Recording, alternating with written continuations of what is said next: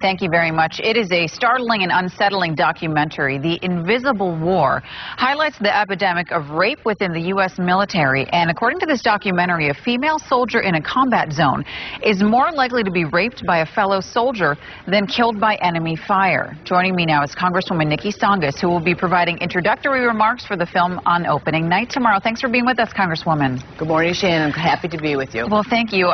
Not only are you giving the introductory remarks, you're also in this film. How did you first learn about the project? Well, as a newly elected member of Congress, we had a hearing in which the various services came to talk about their efforts to deal with the issue of sexual assault in the military. And soon after, I went to a Wounded Warrior luncheon where I met a nurse who I asked about what I'd been hearing. I said, is this issue as prevalent as I'm beginning to understand? And she said, ma'am, I am more afraid of my own soldiers than I am of the enemy. So that story made the statistics which show that 1 out of 3 returning female veterans report having been the victim of some sort of military sexual trauma, made that issue very real. So we've just pursued it with a passion ever since. It really is. The statistics are staggering. One of the things the Department of Defense estimates is that 19,000 violent sex crimes in the military in 2010. That is staggering. I know that that's a national statistic. You're obviously a congresswoman here locally. Is there any way to know locally what people might deal with here in Massachusetts? Well, I think it's a tough issue because one of the issues, for example, in the military is the vast underreporting, and right. That's part of what we've tried to deal with. That the culture really does inhibit people coming forward for a variety of reasons. One is the military justice system is not one that's very familiar to people, even those serving in the military. The other issue is there is a lot of evidence that suggests victims that do come forward, their careers in right. the military are punished. So it's a challenging issue, but one we can't let go of. Well, I imagine, though, that there was probably a time in our very recent history when the Department of Defense wasn't doing any estimating about this issue. When did that change, and when did they start to really look into this?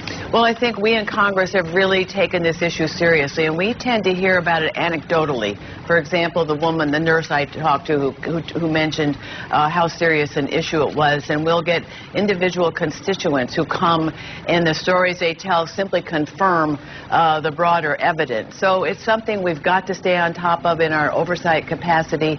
We have formed something called the Military Sexual Assault Prevention Congress. This is a bipartisan issue. Congressman Turner from Ohio and I have worked together to create this caucus. We create a legislation that we call Defense Strong that tries to address some of the real shortcomings. For example, victims did not have access to a lawyer. They did not have anybody who would explain to them what the process would be, and they were often mystified, if not traumatized, by the process itself.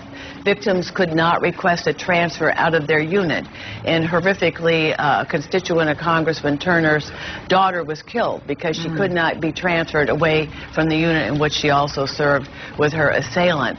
The military does not do a very good job of training commanders who have to deal with this issue right. as they come forward. Lots of work needs to be done. You know, I wonder with this, because it is such a black mark on an otherwise highly respected group, do you ever get any backlash when you try to look into an issue like this?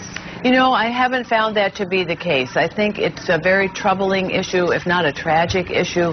It really tells us that as more and more women in particular come into the military, by 2025 the estimation is that about 25% of the military could be women, that the military has got to address this issue. But it's not just an issue that affects women, it also affects men. There are many men who are assaulted as well. Let me ask you this before we let you go. This is open in a number of other places already. What's been the reception so far?